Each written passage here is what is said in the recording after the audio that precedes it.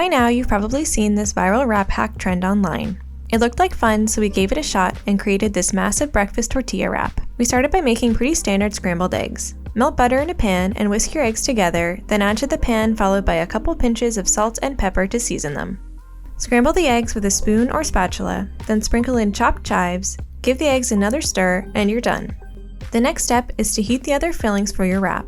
Melt more butter in a pan, then add potatoes or hash browns. We used leftover smashed potatoes. You can find the recipe for them in the description below. Once the potatoes are warmed through and crispy, set them aside and start melting more butter in your pan. Add sliced ham and one sausage cut lengthwise to the pan.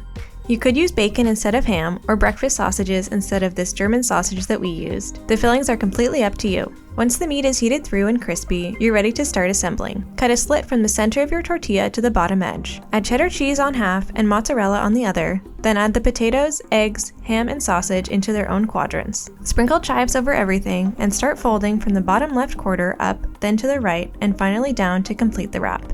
The last step is to heat the wrap in a pan so the cheese melts and holds everything together. If you have a sandwich press, that would work even better. Once the cheese has melted and the outside is crispy, you're ready to dig in.